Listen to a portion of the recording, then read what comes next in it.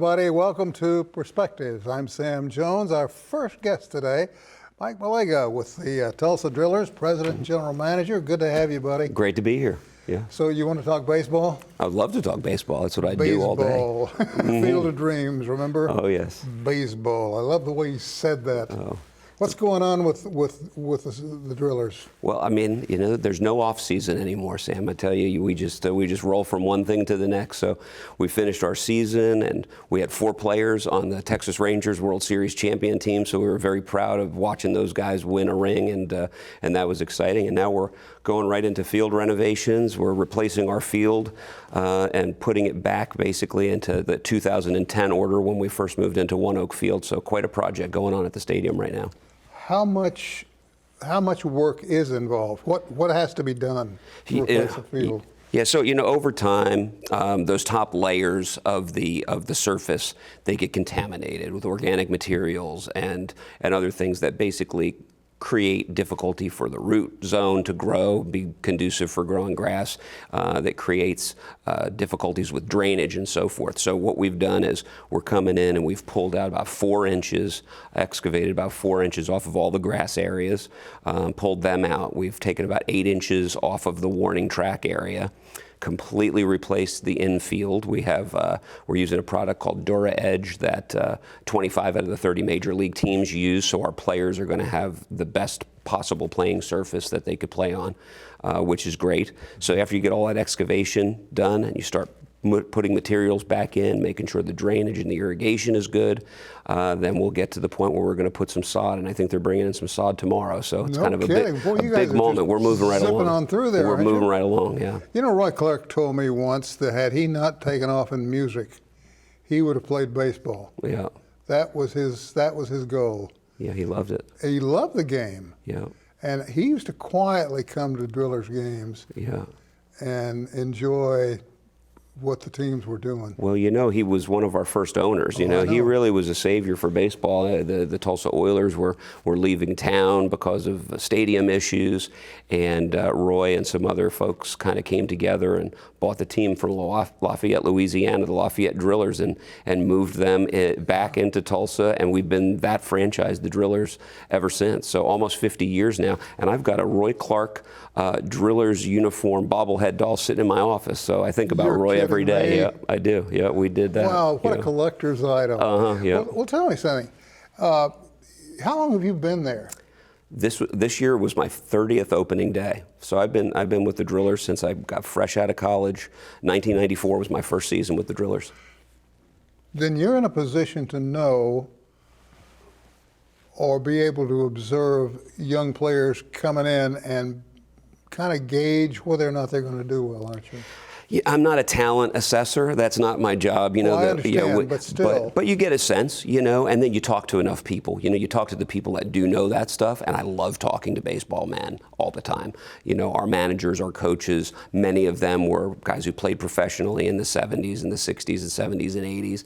And they have some of the best storytelling capabilities ever. But they also know a good ball player when they see it. So when they tell me, wait till you see this guy, Mike, then I'm paying attention for that guy. And Corey Seager, who was just on the Texas Rangers and won the World Series and was the World Series MVP, he played for us in 2015.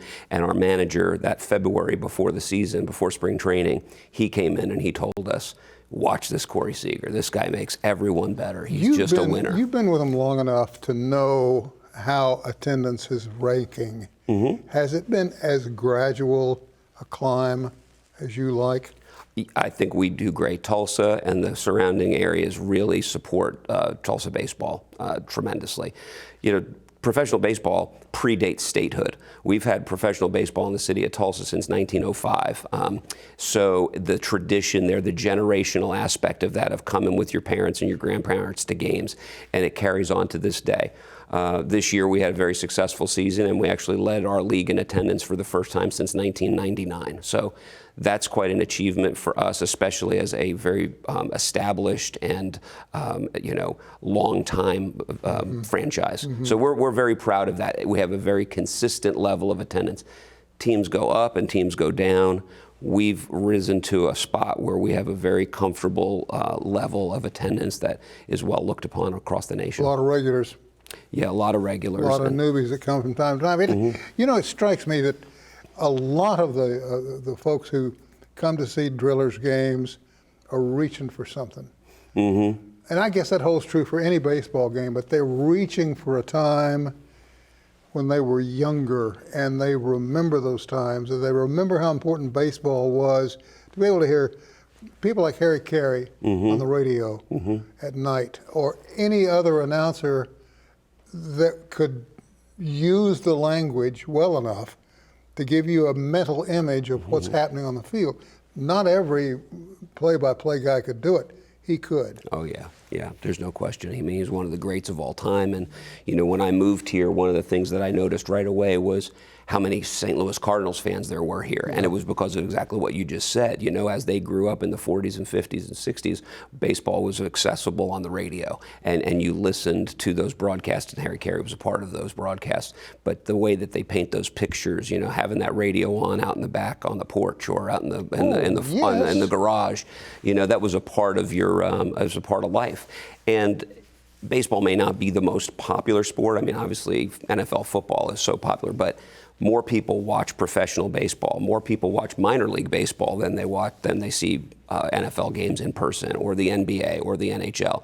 So still to this day, baseball is a part of everybody's lives, and they make time for baseball, and that's why we have such a consistent fan base. Baseball is part of the growth of America. I mean, you can't deny it. No, it's right in there.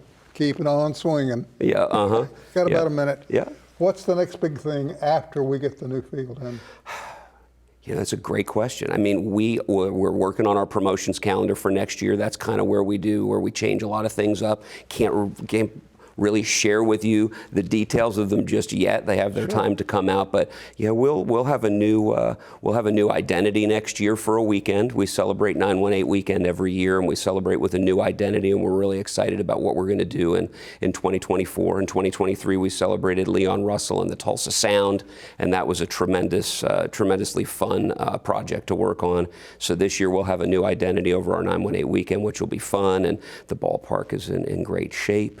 And the Dodgers are a wonderful affiliate, and will provide family-friendly and affordable entertainment for everybody in Northeast Oklahoma. And God, please let the weather cooperate. Oh, no question, no question. Mike, April, May, and June's our wheelhouse. Mike, we're out of time. Thank you for being a part of it. You're welcome. Very grateful. Short break. We'll be right back right after this.